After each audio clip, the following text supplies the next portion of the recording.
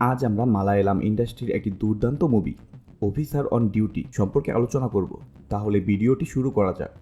Movie শুরু হয় Joseph নামের একজন ইন্সপেক্টরকে দিয়ে, যিনি তার বাড়িতে একা ছিলেন এবং তিনি একটি চিঠি লিখছিলেন। তার কিছুক্ষণ পরে তিনি তার নিজের ঘরে ফাঁসিতে ঝুলে আত্মহত্যা করেন। যে গড়ে জোসেফ তার জীবন দিয়েছিলেন সেই গড়ে আমরা আরও কয়েকজন মানুষকে দেখতে পাই, যেখানে তারা 5 জন ছিলেন। দৃশ্যটি এখানেই শেষ হয়। পরবর্তীতে 8 মাস পরের একটি দৃশ্যে দেখানো হয়েছে, যেখানে একটি বাস একটি থানার সামনে এসে থামে এবং সেই বাসের কন্ডাক্টর এখানে পুলিশকে এসে বলে, আমাদের বাসে একটি চুরি হয়েছে, যেখানে একজন বৃদ্ধ মহিলার চেইন চুরি হয়েছে এবং বৃদ্ধ মহিলা তার পাশে বসা 2 জন মহিলাকে সন্দেহ করে। পুলিশ প্রথমে পুরো বাসটি পরীক্ষা করে দেখে চেনটি কোথাও পড়ে আছে কি। এরপর এসআই রবিশঙ্কর 2 মহিলাকে বলেন যে যদি চেনটি চুরি করে থাকো তাহলে চুপচাপ তা এখনই দিয়ে দাও, কোনো মামলা দায়ের করা হবে না। তবে আমাদের সিআই স্যার যদি চলে আসেন তাহলে বড় সমস্যা হতে পারে। কিন্তু উভয় মহিলাই বলেন যে তারা চেনটি চুরি করেনি। কিছুক্ষণ পর সিআই হরিশঙ্কর থানায় প্রবেশ করেন, যিনি খুব রাগী একজন মানুষ। যখন তাকে বলা হয় যে এই 2 মহিলাকে সন্দেহ করা হচ্ছে, তখন তিনি প্রথম মহিলাকে চেনটি ফেরত দিতে বলে, কিন্তু মহিলা তাকে বলেন যে তিনি চেনটি চুরি করেননি এবং তিনি গর্ভবতী। তারপর হরিশঙ্কর প্রথম মহিলাটিকে প্রচণ্ড মারধর করেন। এটি দেখে দ্বিতীয় মহিলা অনেক ভয় পেয়ে যান এবং স্বীকার করেন যে তিনি চেনটি চুরি করেছেন এবং চেনটি তার কাছেই রয়েছে। এরপর তিনি চেনটি ফেরত দেন। কিন্তু এই ঘটনার পর হরিশঙ্কর সমস্ত পুলিশদের বলেন যে তোমরা যদি তোমাদের বুদ্ধি ব্যবহার করতে না পারো তাহলে তোমরা কেন পুলিশে যোগ দিয়েছ। তারপর এসআই রবিশঙ্কর হরি স্যারের কাছে গিয়ে বলেন যে স্যার, ওই মহিলা যদি সত্যি গর্ভবতী হন তাহলে আমাদের সকলের চাকরি চলে যেতে পারে, আমাদের কি তাকে থানায় আটকিয়ে রাখা উচিত? তখন হরিশঙ্কর তাকে বলেন, আপনি নিজের কাজে মনোযোগ দেন, আমাকে শেখাতে হবে না কি করা উচিত। কিন্তু রবিশঙ্কর খুব ভয় পেয়ে যান, তাই তিনি পুলিশের একজন বড় অফিসারকে ফোন করে সবকিছু বলে দেন। তিনি বলেন যে হরিশঙ্কর স্যার ওই মহিলাকে খুব মেরেছে। ওই মহিলা বলেছেন তিনি গর্ভবতী এবং যদি তিনি সত্যি গর্ভবতী হন তাহলে আমরা সকলেই চাকরি হারাতে পারি। তারপর ওই অফিসার তৎক্ষণাৎ হরিশঙ্করকে ফোন করেন, কিন্তু হরিশঙ্কর তার সাথেও রাগারাগি শুরু করে। সে অফিসারকে চিৎকার করে বলে, আমাকে আমার কাজ শিখাতে এসো না। হরিশঙ্করও বুঝতে পেরেছিল যে কোনো পুলিশ ওই অফিসারকে সবকিছু বলে দিয়েছেন, তাই সে থানার সমস্ত পুলিশ সদস্যকে তার সামনে দাঁড় করিয়ে তাদের উপর খারাপভাবে চিৎকার করে। সে বলে যে আজকের পর কেউ যদি তাকে নিয়ে অফিসারের কাছে কমপ্লেন করে তাহলে সে তাকে চাকরি থেকে বরখাস্ত করবে। কিছুক্ষণ পর চন্দ্র নামের একজন বাস কন্ডাক্টর থানায় আসে। সে হরি স্যারকে বলে যে স্যার, আমার স্ত্রী অসুস্থ এবং তার অপারেশন করাতে হবে এবং আমার কাছে টাকা ছিল না, তাই আমি আমার মেয়েকে জন্মদিনে উপহার দেওয়া স্বর্ণের চেনটি বন্ধক রাখতে গিয়েছিলাম। কিন্তু সেখানকার লোকেরা বলেন যে এই চেনটি নকল, কিন্তু আমি খুব ভালোভাবেই জানি এই চেনটি নকল না, আমি একটি আসল চেন আমার মেয়েকে উপহার দিয়েছিলাম। এরপর হরিশঙ্কর চন্দ্রবাবুর সাথে হসপিটালে যান। সেখানে সে জানতে পারেন তার স্ত্রী সত্যিই অসুস্থ এবং তার অপারেশন করা হবে। তার মেয়েও হসপিটালে উপস্থিত ছিল। হরিশঙ্কর চন্দ্রবাবুর মেয়েকে জিজ্ঞাসাবাদ শুরু করেন। জিজ্ঞাসাবাদের সময় হরিশঙ্কর বুঝতে পারেন যে চন্দ্রুর মেয়ে মিথ্যা বলছে। পরবর্তীতে মেয়েটি তাকে বলেন যে স্যার, আমার হাত থেকে চেনটি হারিয়ে গিয়েছে। কিন্তু এখানেও মেয়েটি মিথ্যা বলছিল। অবশেষে মেয়েটি তাকে সত্য বলে যে সে একটি ছেলেকে পছন্দ করত এবং এর কারণে পুরো কাজটি ভুল হয়ে গেছে। হরিশঙ্কর চেনটির ছবি তুলে তার স্কোয়াডের গ্রুপে পাঠায় এবং তার অফিসারদের এই চেন সম্পর্কে জানতে বলে। অফিসাররা শহরের সমস্ত গয়নার দোকানে যায় এবং চেনটি সম্পর্কে জানতে শুরু করে, কিন্তু শহরে শত শত গয়নার দোকান ছিল, তাই এক পুলিশ অফিসার ভাবছিলেন এইভাবে খুঁজে কোনো কিছু পাওয়া যাবে না, চলো আমরা ফিরে যাই। কিন্তু দ্বিতীয় পুলিশ অফিসার তাকে বলে যে আমরা যদি সমস্ত গয়নার দোকান না খুঁজি তাহলে হরিশঙ্কর স্যার নিজেই খোঁজাখুঁজি শুরু করবেন এবং তারপর আমাদের চাকরি নিয়ে বিপদে পড়তে হবে। অনেক তদন্তের পর তারা সেই চেনটি সম্পর্কে কিছু তথ্য পায়। এর সাথে তারা আরও জানতে পারে যে আরও 2-3টি চেন একইভাবে বন্ধক রাখা হয়েছিল। তারা হরিশঙ্কর স্যারকে এই কথা বলে এবং এই চেনগুলো এনে হরিশঙ্কর স্যারের কাছে দেয়। এরপর হরিশঙ্কর সরাসরি জোসেফের বাড়িতে যায়, কারণ জোসেফ তার মেয়েকে সেই চেনগুলোর একটি উপহার দিয়েছিলেন। জোসেফের মেয়েকে সেই চেন দেখানোর পর জিজ্ঞাসা করা হলে তার মেয়ে বলে যে হ্যাঁ স্যার, এই চেনটি আমার এবং কিছু গুন্ডা আমার গলা থেকে টান দিয়ে এই চেনটি নিয়ে গিয়েছিল। হরিশঙ্কর বুঝতে পেরেছিলেন মেয়েটি মিথ্যা বলছেন, কিন্তু আপাতত তিনি কিছু বললেন। সন্ধ্যায় চন্দ্র থানায় আসে। হরিশঙ্কর তাকে বলে, আমি তোমাকে তোমার মেয়েকে সাথে করে আনতে বলেছিলাম। কিন্তু চন্দ্র বলে, স্যার, ওকে নিয়ে আসা খুব জরুরি ছিল কি? হরিশঙ্কর বলে, আমি তোমাকে বলতে চাইনি, কিন্তু এখন আমার তোমাকে বলতে হবে। সে বলে যে তোমার মেয়ের একটি ছেলের সাথে সম্পর্ক ছিল এবং ছেলেটি তোমার মেয়ের সাথে প্রতারণা করে এবং তোমার মেয়ের নোংরা ভিডিও তৈরি করেছে এবং তারপর তোমার মেয়েকে ব্ল্যাকমেল করতে শুরু করে। আর সেই কারণেই তোমার মেয়ে তার সোনার চেনটি বন্ধক রাখতে বাধ্য হয়েছিল। কিন্তু চন্দ্রু হরিশঙ্করের কথা মোটেও বিশ্বাস করেননি এবং সে তার মেয়েকে খুব বেশি বিশ্বাস করে। এরপর হরিশঙ্করের সাথে দেখা করতে ডিওয়াইএসপি থানায় আসে। রাহুল তাকে বলে যে এখন তুমি এই মামলায় আর কাজ করতে পারবে না, তোমাকে সাইবার প্রশিক্ষণের জন্য হায়দ্রাবাদ পাঠানো হচ্ছে। কিন্তু হরিশঙ্কর খুব ভালো করেই জানে যে এই মামলাটি তার জন্য খুবই গুরুত্বপূর্ণ, তাই সে রাহুলকে বলে যে সে কোথাও যাচ্ছে না, সে এই মামলাতেই কাজ করবে। এরপর যখন হরিশঙ্কর তার বাড়িতে পৌঁছায় তখন হরিশঙ্করের ফোনে একটি ফোন আসে এবং তাকে বলা হয় চন্দ্রবাবুর মেয়ে আত্মহত্যা করেছে। এরপর হরিশঙ্কর চন্দ্রবাবুর বাড়িতে যান। সেখানে চন্দ্রবাবু হরিশঙ্করের উপর খুব বেশি রেগে যান, কারণ তিনি বিশ্বাস করেন যে এই সব কিছু হয়েছে হরিশঙ্করের কারণে। কিন্তু হরিশঙ্কর তাকে বলেন যে এই সব আমার কারণে নয়, বরং সেই সকল লোকদের কারণে ঘটেছে যারা তোমার মেয়ের সাথে বিশ্বাসঘাতকতা করেছে। এরপর যখনই হরিশঙ্কর চন্দ্রবাবুর মেয়েকে দেখে তখন সে সম্পূর্ণ হতবাক হয়ে যায় এবং তার ফ্ল্যাশব্যাকের দৃশ্যগুলো মনে পড়তে থাকে। সে অন্যরকম উদ্বেগ অনুভব করতে শুরু করে এবং শ্বাসকষ্ট অনুভব করে। কোনোভাবে তাকে বাড়িতে পাঠানো হয়। বাড়িতে আসার পর গীতা বুঝতে পারে হরিশঙ্করের সাথে খারাপ কিছু ঘটেছে। কিছুক্ষণ পর হরিশঙ্কর তার স্ত্রীকে তার মেয়ের সম্পর্কে জিজ্ঞাসা করে, যে আর এই পৃথিবীতে নেই, কারণ সেও ফাঁসি দিয়ে আত্মহত্যা করেছে। কিন্তু গীতা হরিশঙ্করকে বলে তার মেয়ে গড়েই আছে। এরপর হরিশঙ্কর তার মেয়েকে খুঁজতে তার রুমে যায়। সেখানে সে তার মেয়েকে খুঁজে না পেয়ে সে তার স্ত্রী গীতাকে মারতে শুরু করে। গীতা তাকে চিৎকার করে বলে যে তার মেয়ে হরিশঙ্করের কারণেই মারা গিয়েছে। এরপর একটি ফ্ল্যাশব্যাক দৃশ্য দেখানো হয় যেখানে হরিশঙ্কর শ্যাম নামের একটি ছেলেকে তাড়া করছে। সে তাকে ধরে থানায় নিয়ে আসে। জানা যায় ছেলেটি এএসআই থমাসের 16 বছর বয়সে একটি মেয়ের নোংরা ভিডিও তৈরি করেছিল। তারপর ডিওয়াইএসপি রাহুল গীতাকে ফোন দিয়ে বলেন যেভাবেই হোক হরিশঙ্করকে ফোন দিয়ে বাড়িতে নিয়ে যাও, তার এখন থানায় থাকা ঠিক হবে না। কিছুক্ষণ পর এএসআই থমাস থানায় আসে। ছেলেটিকে খুব মারতে শুরু করে। ছেলেটি বলে যে আমার কাছে কেবল তোমার মেয়ের ভিডিওই নয়, আমার কাছে আরো অনেক মেয়ের ভিডিও আছে। হরিশঙ্কর যখন ল্যাপটপটি দেখতে শুরু করে তখন সে তার নিজের মেয়ের ভিডিও দেখতে পায়। এটি একটি নোংরা ভিডিও ছিল এবং ছেলেটি তাকে ফাঁদে ফেলে এই ভিডিও তৈরি করেছিল। হরিশঙ্কর এটা দেখে সম্পূর্ণ হতবাক হয়ে যায় এবং সে ছেলেটিকে এত মারধর করে যে হরিশঙ্কর একদম তাকে মেরে ফেলে। অন্যদিকে গীতাও বিষয়টি জানতে পারে। সে তার মেয়ে নীলার সাথে ছিল। নীলা তার মাকে বলে যে ওই ছেলেটি তাকে মাদক দিয়েছিল, তাকে এমন কিছু খেতে বাধ্য করা হয়েছিল যার কারণে সে কিছুই মনে করতে পারেনি এবং তার সাথে এইসব ঘটেছিল। গীতা যখন জানতে পারলো যে হরিশঙ্কর বাড়ি ফিরে এসেছে, নীলা নিজেকে তার ঘরে আটকে রেখেছে। গীতা হরিশঙ্করকে বোঝানোর চেষ্টা করছিল যে সে খুব ভয় পাচ্ছে, কিন্তু হরিশঙ্কর যে কোনো মূল্যেই ঘরের ভেতরে প্রবেশ করতে চায়। দরজা ভেঙে ঘরের ভেতর যাওয়ার সাথে সাথে সে দেখতে পায় তার মেয়ে ফাঁসিতে ঝুলছে। এটা দেখে সে অজ্ঞান হয়ে যায় এবং তারপর থেকেই হরিশঙ্কর মাঝে মাঝে এরকম প্যানিক অ্যাটাকে আক্রান্ত হয়। এখন গল্পটি বর্তমান সময়ে চলে আসে। গীতা তার বন্ধুকে বলছে যে গতকাল রাতে যা ঘটেছে তারপর আমি আর হরিশঙ্করের সাথে থাকতে চাই না, কারণ আমি যখন তার সাথে থাকি তখন সবসময় মনে হয় হরিশঙ্করের কারণেই আমার মেয়ে মারা গেছে। এরপর হরিশঙ্কর তার পরিবারের কথা ভাবতে শুরু করে। তারা 4 জনের পরিবার ছিল এবং খুব বেশি খুশি ছিল। এরপর আমরা দেখতে পেলাম যে এএসআই থমাস অনেক মাস পর জেল থেকে ফিরেছে। আজ তাকে মুক্তি দেওয়া হয়েছে। হরিশঙ্কর ছেলেটিকে হত্যা করেছে, কিন্তু এএসআই থমাস নিজেই দোষ নিয়েছিল। হরিশঙ্কর জানতে চেয়েছিল কেন সে এই কাজ করেছে। তাই আজ যখন এএসআই থমাসকে জেল থেকে মুক্তি দেওয়া হয়েছিল তখন সে এটি জানতে এসেছে। এএসআই থমাসের স্ত্রীও এটা জানত। এরপর হরিশঙ্কর ডিওয়াইএসপি শাহুলের সাথে দেখা করতে যান।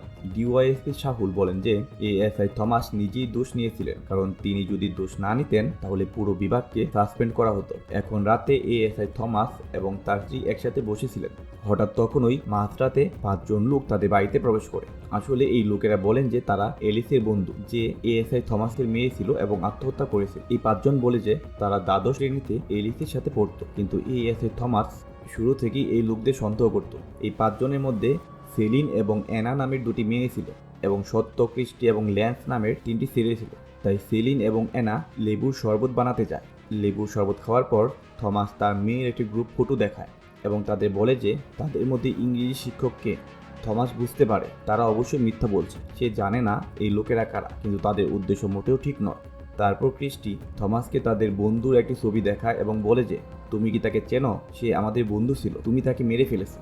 এখন এএসআই থমাস তাদের উপর আক্রমণ করে, কিন্তু তারপর তারা এএসআই থমাসের মেয়ে এলিসের নোংরা ভিডিও তার স্ত্রীকে দেখানো শুরু করে। তারপর জানা যায় যে তারা ইতিমধ্যেই লেবুর শরবতে বিষ মিশিয়ে রেখেছিলেন, যার ফলে থমাস এবং তার স্ত্রী নাক মুখ দিয়ে রক্ত বেরোতে শুরু করে। তারপর থমাসের স্ত্রী তাদের বলে যে আসলে থমাস তাদের হত্যা করেনি, বরং হরিশঙ্কর তাকে হত্যা করেছে। তারপর তারা তার মোবাইল থেকে হরিশঙ্করের ছবি দেখে এবং এখন তাদের পরবর্তী লক্ষ্য হরিশঙ্কর, কারণ তারা ভেবেছিল থমাস তাদের বন্ধুকে হত্যা করেছিল, কিন্তু তাদের আসলে ধারণাটি ভুল ছিল। কিন্তু তাদের আসল শত্রু হরিশঙ্কর।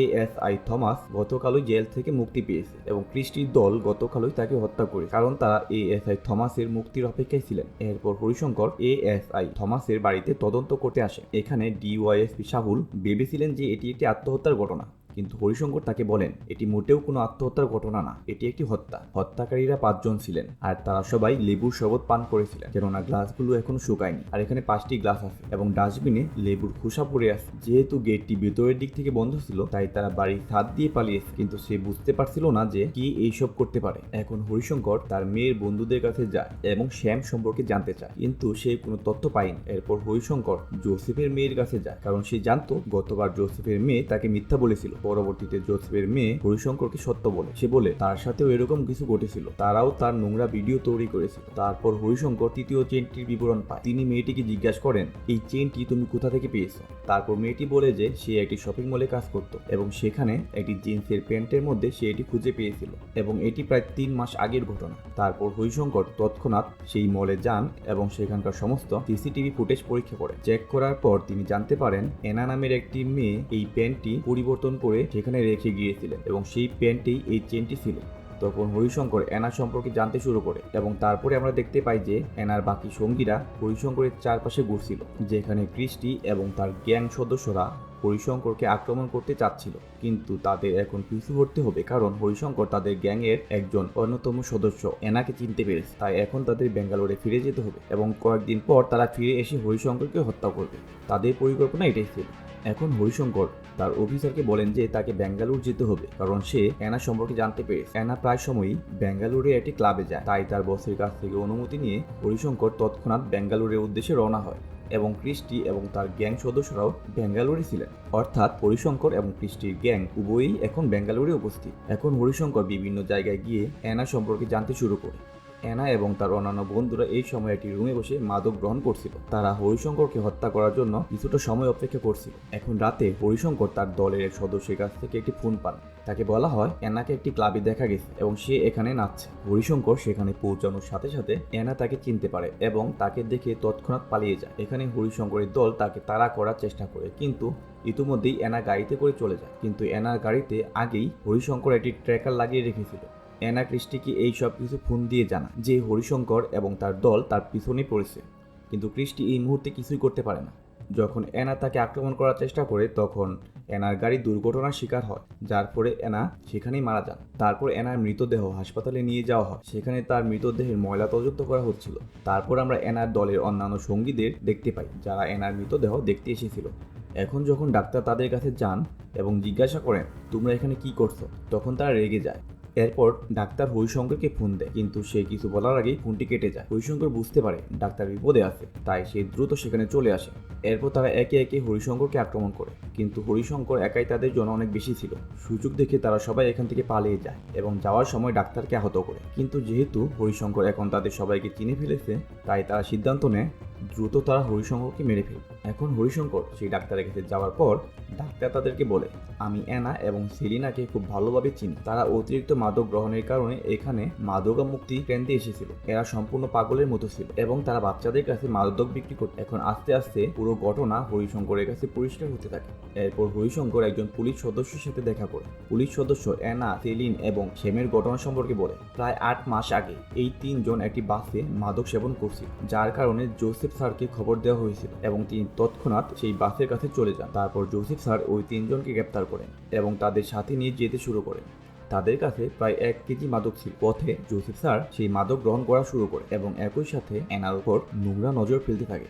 সে তাকে এখানে সেখানে স্পর্শ করে, কিন্তু তখন জোসেফ স্যার মাদকাসক্ত অবস্থায় ছিলেন, তাই তিনি গাড়িটি জঙ্গলের মাঝখানে নিয়ে যান এবং অ্যানা এবং শৈলীকে দর্শন করেন। শ্যাম তার গাড়ি থেকে এইসব দেখছিলেন, সেই কারণেই শ্যাম জোসেফের উপর প্রতিশোধ নেন। হরিশঙ্কর এবং ডিওয়াইএসপি সাহুল ডিএসপি স্যারকে এসব কথা বলেছিলেন। কিছুক্ষণ পর বাসের কন্ডাক্টর অর্থাৎ চন্দ্রবাবুকে এখানে ডেকে আনা হয়। চন্দ্রবাবুকে শ্যামের একটি ছবি দেখানো হয় এবং জিজ্ঞাসা করা হয়, তুমি কি তাকে চেনো এবং শেষবার তার সাথে কোথায় দেখা হয়েছিল? চন্দ্রবাবু বলে, তিনি যখন বাসে ছিলেন তখন সে তার মেয়ের সাথে ভিডিও কলে কথা বলছিলেন। হঠাৎ কেউ বাসে হট্টগোল শুরু করে। যখন সে তাদের কাছে যায়, সে দেখতে পেল 2টি মেয়ে এবং একটি ছেলে মাদক গ্রহণ করছিল। তখন সে তাদেরকে থামানোর চেষ্টা করছিল, কিন্তু তারা শুনেনি এবং এর বিনিময়ে তারা তাকে প্রচণ্ড মারধর করে। তখন চন্দ্রবাবু বলে, আমি তৎক্ষণাৎ পুলিশকে ফোন করি এবং বাসের কাছে ডেকে নেই। ডিওয়াইএসপি চন্দ্রবাবুকে বলে, এই লোকদের কারণেই তোমার মেয়ে মারা গেছে। কিন্তু চন্দ্রবাবু বলে যে আমি কিছুই শুনতে চাই না, আমি শুধু হরিশঙ্করের শাস্তি চাই। তারপর হরিশঙ্কর ভাবে যে এই লোকেরা শুধু তাদেরই নোংরা ভিডিও তৈরি করেছে যারা তাদের ক্ষতি করেছে। তাই হরিশঙ্কর গীতার কাছে যান এবং ডিওয়াইএসপি সাহুল গীতাকে শ্যামের একটি ছবি দেখান এবং জিজ্ঞাসা করেন তিনি কি তাকে চিনেন কিনা।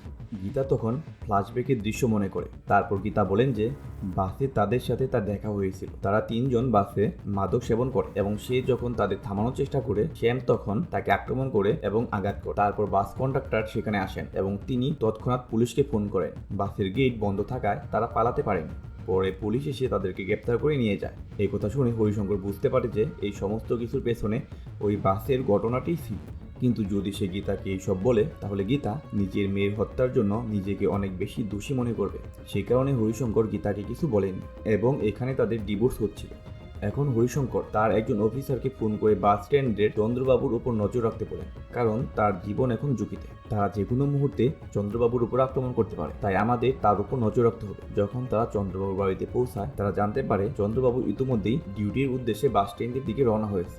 এখানে চন্দ্রবাবু হরিশঙ্করকে দেখতে পায়। হরিশঙ্কর তার পিছু পিছু যাচ্ছিল, কিন্তু কৃষ্টির পুরো দল চন্দ্রবাবুর সামনে এসে পড়ে এবং চন্দ্রবাবুকে হত্যা করে পালিয়ে যায়। হরিশঙ্কর তাকে বাঁচাতে পারে। যখন সে বাড়িতে পৌঁছায় তখন তার মনে পড়ে তারা হয়তো এবার গীতাকে আক্রমণ করবে। তখন সে গীতার বাড়িতে পৌঁছায়। গীতা ইতিমধ্যেই তার বাবার বাড়িতে চলে গেছে। এরপর আমরা গীতার ছোট মেয়েকে রক্তাক্ত অবস্থায় দেখতে পাই, কারণ ওই গ্যাংটি তার মেয়ের উপর অ্যাটাক করে। হরিশঙ্কর খুব ভালোভাবেই জানতো যে গীতা এখন বিপদে আছে, তাই সে গীতার বাবার বাড়ির দিকে যাত্রা শুরু করে। তখন কৃষ্টি হরিশঙ্করকে একটি ভিডিও কল করে এবং বলে যে তোমার স্ত্রী এবং তোমার পুরো পরিবার বিপদে আছে, কারণ আমি যত তাড়াতাড়ি সম্ভব তাদেরকে মেরে ফেলতে যাচ্ছি। হরিশঙ্কর বলে আমি যত তাড়াতাড়ি সম্ভব সেখানে পৌঁছাবো, তুমি কিছু করো না। এখন আমরা দেখতে পাচ্ছি যে গীতার বাবার কাছে একটি বন্দুক ছিল। সে তা দিয়ে কৃষ্টির দলকে আক্রমণ করে এবং গীতাকে তার মেয়েকে নিয়ে পালিয়ে যেতে বলে। গীতা চলে যাওয়ার পর গ্যাংটি তার বাবাকে মেরে ফেলে, কিন্তু কিছুক্ষণ পর কৃষ্টির গ্যাং গীতা ও তার মেয়েকে ধরে ফেলে এবং গীতাকে মারাত্মকভাবে মারধর করে। আর সেই সুযোগে গীতার মেয়ে সেখান থেকে পালিয়ে যায় এবং তারপর আমরা দেখতে পাই যে হরিশঙ্কর সেখানে আসে। গীতা তাকে বলে আমাদের মেয়ে জঙ্গলে পালিয়ে গেছে, তারা 4 জন তার পেছনে গেছে। গীতা এবং হরিশঙ্করের মেয়ে একটি কুড়ে করে লুকিয়ে আছে এবং ওই 4 জন তাকে খুঁজছিল। অবশেষে ওই লোকেরা মেয়েটিকে খুঁজে পায়। যখন তারা তার কাছে যাচ্ছিল তখন হরিশঙ্কর সেখানে চলে আসে এবং তাদের সাথে লড়াই শুরু করে। এই 4 জন লোক খুব বিপজ্জনক ছিল এবং তারা 4 জনই একসাথে হরিশঙ্করের উপর আক্রমণ করে। কিন্তু শেষ পর্যন্ত হরিশঙ্কর তাদেরকে প্রচণ্ড মারধর করে এবং শেষ পর্যায়ে হরিশঙ্কর তাদেরকে এমন অবস্থা করে তার সম্পূর্ণ অর্ধমৃত অবস্থায় পড়ে থাকে। কিছুক্ষণ পর পুলিশ এসে তাদের সবাইকে গ্রেপ্তার করে। এখন গল্প কয়েক মাস এগিয়ে যায়, যেখানে আমরা দেখতে পাই গীতা এবং হরিশঙ্কর আবার একসাথে বসবাস শুরু করে। ডিওয়াইএসপি সাহুলও আজ এসেছে, কারণ আজ হরিশঙ্করের মেয়ের জন্মদিন। তিনি হরিশঙ্করের সাথে কথা বলেন এবং তাকে জিজ্ঞাসা করেন তুমি কি আজকের খবর দেখেছো, এবং আরও জিজ্ঞাসা করেন গতকাল তুমি কোথায় ছিলে। আমি তোমাকে অনেকবার ফোন করার চেষ্টা করেছি, কিন্তু হরিশঙ্কর জানায় গতকাল তার ফোন বন্ধ ছিল এবং সে বাড়িতেই ছিল। এখন ডিওয়াইএসপি সাহুল হরিশঙ্করকে খবরটি দেখান এবং জানান যে ওই গ্যাংটি গতকাল জেল থেকে ছাড়া পেয়েছে এবং গতকালই তাদেরকে হত্যা করা হয়েছে। এরপর আমরা একটি ফ্ল্যাশব্যাক দৃশ্য দেখতে পাই, অর্থাৎ গতকাল যখন তাদের মুক্তি দেওয়া হয় তখন তারা সবাই এক জায়গায় ছিল। তারা বেরিয়ে আসার সাথে সাথেই প্রথমে মাদক সেবন শুরু করে এবং সিদ্ধান্ত নেয় তারা হরিশঙ্করকে হত্যা করবে। তারপর হঠাৎ তাদের নাক ও মুখ দিয়ে রক্ত ঝরতে শুরু করে। এটা দেখে তারা সম্পূর্ণ হতবাক হয়ে যায়। তারা ভাবছিল তাদের সাথে এটা কি হচ্ছে। ধীরে ধীরে তাদের অবস্থা আরো বেশি খারাপ হতে থাকে এবং তাদের সামনে একজন লোক দাঁড়িয়ে থাকতে দেখা যায়। তিনি আর কেউ নয়, হরিশঙ্কর। হরিশঙ্কর তাদের মাদক সরবরাহ করেছিল এবং তাতে বিষ মিশিয়ে দিয়েছিল, যার ফলে তারা 4 জন মারা যায় এবং এর সাথেই ভিডিওটি শেষ হয়।